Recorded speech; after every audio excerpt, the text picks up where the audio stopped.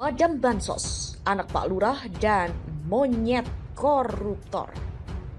Karena kalau soal PDIP korupsi itu bukan lagi berita, itu udah standar saja tuh. Selalu ada aja berita PDIP korupsi di daerah yang macam-macam. Ya. Tentu nanti akan ada semacam apologi bahwa itu di kabinet sebagai pengurus sudah selesai dia.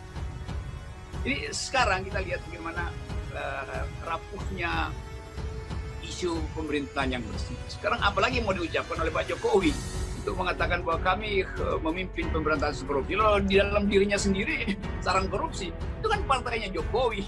Gimana mungkin Jokowi mengucapkan window dressing, sementara di belakang punggungnya itu tikus-tikus berkeliaran tuh. Jadi begitu dipotret oleh kamera, Pak Jokowi lagi memimpin konferensi pers, ya harus KPK harus betul profesional. Sementara tertangkap kamera tikus bolak-balik di istana, nyetor lah, minta jatah segala macam. Ini soalnya.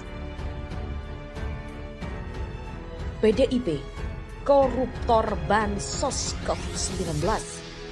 Rakyat murka suruhkan tangkap Madam Korup dan anak Pak Lurah. Bawar Merah Indonesia kembali hadir untuk Anda dengan sajian informasi yang terupdate dan sesuai fakta yang ada. Saudara sekalian, ini partai berkali-kali terbukti kader-kadernya korupsi. Bahkan kalau penelusuran Tempo itu benar bahwa ini jatah madam petinggi PDIP, ya sudah. Paling sedikit ada paling banyak cuma ada dua nama yang bisa kita asosiasikan terkait dengan kata madam ini, ibunya dan anaknya. Tinggi luar biasa PDIP. Ini artinya apa? Bahwa aliran dana koruptor itu anak buahnya kader-kader PDIP itu seperti kata laporan Tempo sebelumnya itu mengalir ke kandang banteng. Jadi partai ini menjadi tempat koruptor, satu, sarang koruptor. Kedua, juga partai ini menjadikan dana korupsi untuk setoran ke partainya, ya entah untuk apa. Apakah untuk keperluan operasional partai, apakah untuk keperluan para petingginya dan sebagainya. Tapi penelusuran itu menyebutkan demikian. Jadi karena sangat patut diduga menjadi penampungan mengalir dana-dana itu ke sana, karena korupsi itu juga dilakukan oleh PPATK. Dan ini sekali lagi saudara menunjukkan bahwa hukum di tangan penguasa benar-benar menjadi terserah mereka. Dibolak-balik, dijungkir-balikan, dilipat, ditekuk untuk kepentingan intinya melanggengkan kekuasaan, untuk intinya membantu dan menyenangkan para oligarki. Ya, kalau kita bicara tentang efek jera untuk tindak pidana korupsi, menurut saya agak kompleks ya. Kita tidak bisa melihat berat, ringan, atau tinggi rendah hukuman saja. Tetapi isu pemberantasan korupsi ini sebenarnya kan ada dua. Bagaimana potensi-potensi korupsi itu diminimalisir melalui tugas pencegahan. Tugas pencegahan ini bukan hanya tugas KPK loh. Tugas pencegahan ini tugas pimpinan di kementerian, tugas presiden, tugas kalau di eksekutif tentu presiden dan jajarannya. Kalau di sektor politik itu pimpinan partai politik. Madam Bansos, anak Pak Lurah, dan monyet koruptor. Melansir Gelora.com, setelah anak Pak Lurah, sekarang muncul tokoh baru yang disebut Madam dalam rentetan korupsi bantuan sosial yang mengalir sampai jauh. Dua tokoh itu sama-sama misterius karena tidak diungkap identitasnya dengan jelas. Tokoh Pak Lurah kemudian diasosiasikan kepada Jokowi dan anak Pak Lurah langsung dikaitkan dengan anak-anak Jokowi. Tentu saja menjadi pertanyaan, anak Jokowi yang mana? Karena anak Jokowi bukan cuma satu. Maka yang ketiban abu panas adalah Gibran Rakabuming Raka, anak barab Jokowi yang baru saja mulus menang di Pilwali Solo melawan calon dagelan. Si anak Pak Lurah ini disebut-sebut memberi rekom bagi perusahaan tertentu di Solo agar dapat proyek dari Kemensos. Anak Pak Lurah sudah membantah tudingan ini dan sampai saat ini belum ada perkembangan baru. Beberapa hari belakangan ini muncul tokoh baru yang diidentifikasikan sebagai Madam. Jati dirinya misterius, tidak ada inisial yang disebut, tidak juga disebutkan apakah Madam itu anak Pak Lurah atau bukan. Karena Anak Pak Lurah juga ada yang perempuan, Kahiyang Ayu yang sekarang menjadi Madam Wali Kota Medan. Sebutan Madam sangat mungkin berkaitan dengan tokoh perempuan karena Madam adalah istilah Inggris. Madam yang merujuk pada gelar aristokrasi bangsawan tinggi. Jadi sangat mungkin tokoh Madam bukan Pak Lurah tapi Bu Lurah. Sang Madam ini dikait-kaitkan dengan petinggi partai politik tertentu. Tidak jelas. Apakah yang dimaksud petinggi partai ini adalah petinggi yang tertinggi atau petinggi tapi bukan tertinggi? Jika yang dimaksud petinggi partai adalah orang tertinggi, maka hierarki partai apakah yang dimaksud adalah ketua umum partai atau lainnya? Harap maklum, di negeri plus 662 ini ada ketua umum parpol dan ada juga owner parpol. Dua-duanya sama-sama petinggi tapi owner jauh lebih powerful dibanding ketua partai meskipun tidak punya jabatan resmi. Jangan keliru, owner bukan sebutan untuk pemilik partai, tapi lebih kepada bandar, bohir atau cukong yang membiayai partai. Maklumlah, di negeri ini ada ketua partai yang didapuk sebagai pajangan saja dan kekuasaannya sebenarnya ada di bohir yang mendanai partai.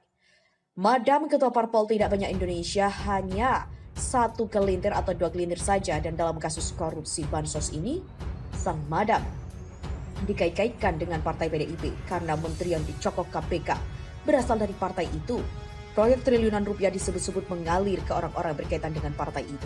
Beda dengan Pak Lurah yang langsung mengarah pada figur tertentu. Sang Madam masih misterius. Mungkin saja sang Madam ini adalah Bu Lurah yang menjadi lurah di parpol atau mungkin juga anak Bu Lurah yang juga punya jabatan petinggi di parpol itu. Semakin besar skala korupsi, semakin rumit jaringannya dan semakin canggih operasionalisasinya. Setelah terbongkar, publik bisa-bisa kaget betapa tidak bermoralnya praktek korupsi ini.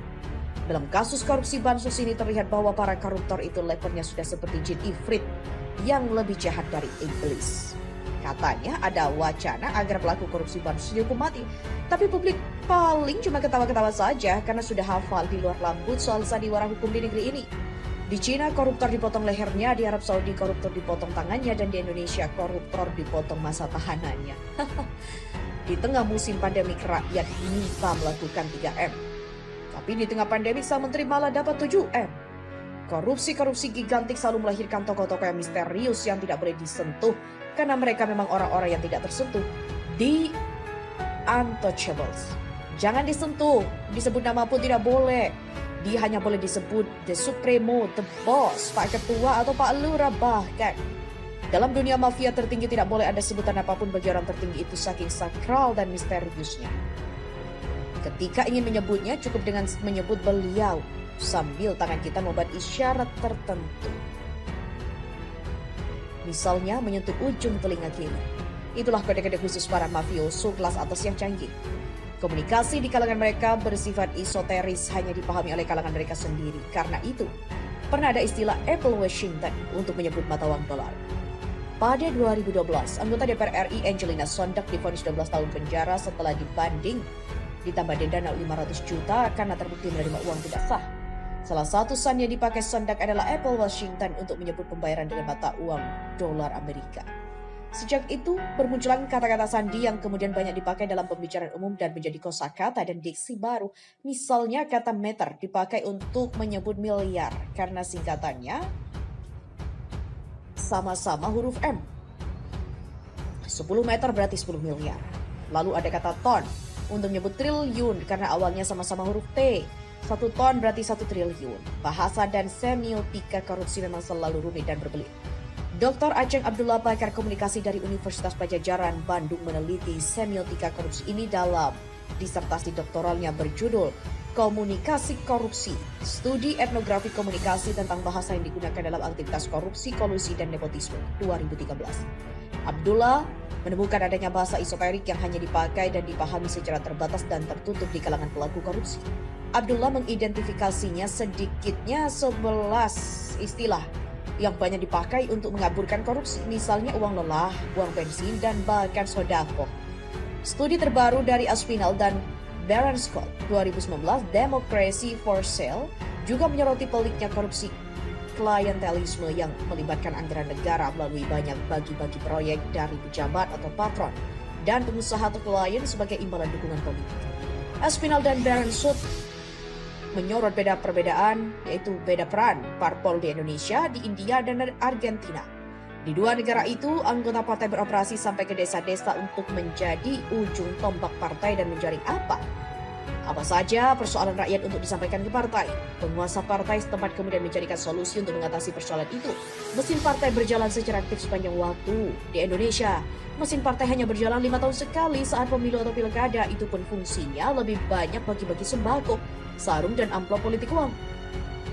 Praktek vote buying sudah menjadi hal yang jamak di Indonesia dan ujung tombaknya adalah kader partai bersama tim sukses.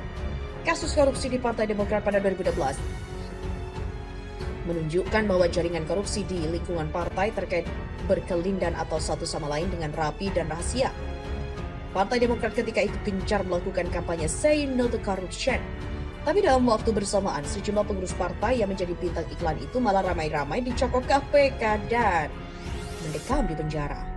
Selain Madam Angelina Sonda, nama-nama lain yang menghuni penjara adalah Anas Urbaningrum, Andi Malarangeng, dan Nazarudin, bendahara umum Demokrat yang bertugas mengumpulkan uang dengan cara menggarong anggaran dan mencari rente dari proyek negara.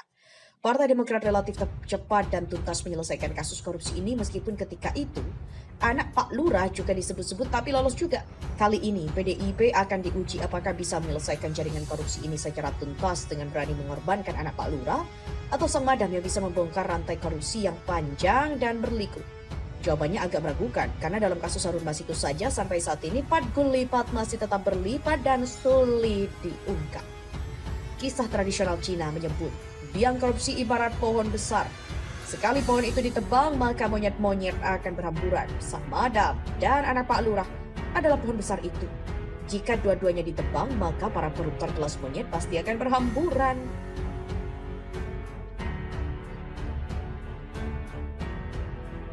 Demi zat yang memberi kehidupan, berilah siksa sakratul maut bagi pembunuh syuhada dan koruptor bansos. Slogan kerja, kerja, kerja, yaitu maksudnya nyolong, nyolong, nyolong. Apapun proyeknya nggak peduli, bansos. Ngeri deh. Sadisnya manusia yang berakhlak sanggup menjadi monyet. Madam, NKRI harga mati. Bansos COVID-19, PDIP koruptor bansos COVID-19. Begitulah komentar dari netizen di laman akun Twitter.